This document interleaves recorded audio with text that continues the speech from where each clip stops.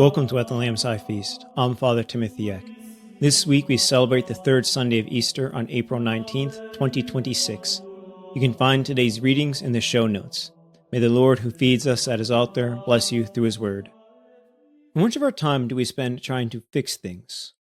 How much frustration do we experience throughout our day over things that are broken? When we speak about the resurrection, we can often speak in a language of fixing, about how it fixes things, how Christ fixed the effects of the fall. And in a certain way, that is true. He certainly did fix things. That is, he did bring solutions to original sin. But our overfixation on fixing can also at times hide a deeper point. Jesus Christ was delivered up by the set plan and foreknowledge of God, and after dying, God raised him up, releasing him from the throes of death, because it was impossible for him to be held by it. But notice what Christ's resurrection does for him.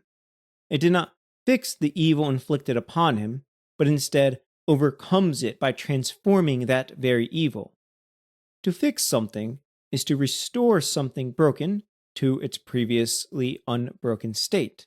It is backwards looking, trying to return to a lost past in the present moment. This is what we saw with the disciples along the way to Emmaus in our gospel. They were looking backwards in their expectations of how God and the Messiah was supposed to act and fix the lost kingdom of Israel and fix the infidelity of the people to their covenants with God. Christ came to them and walked with them. He did not reject them for their errors, but he did correct them. He showed them how their misconceptions had caused them to become blind to what he had done. They were unable to see the fact that God had promised to do something new, to not simply restore Israel, but to entirely recreate the relationship of creation with God. That Christ had come to enter into suffering so that suffering and evil, even death itself, could be transformed into an encounter with God. And this is what Christ reveals in his wounds.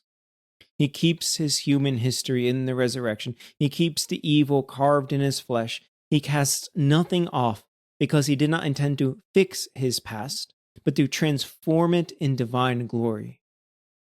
Our past, the evils we have endured or done, are not insurmountable obstacles along the path of life. You see, the past is, well, in the past. It sounds obvious, but things that happened in the past can be obstacles to recreating the past. The death of a loved one is an obstacle to living with them once more. So often we tell ourselves, if this were fixed, then I could finally live. But what we really mean is, I can only live if I go back to as it was before. However, if we are striving forward, the past needs no longer be an obstacle to the fullness of life in Christ. Now, that does not mean that the effects of the past do not continue into the present.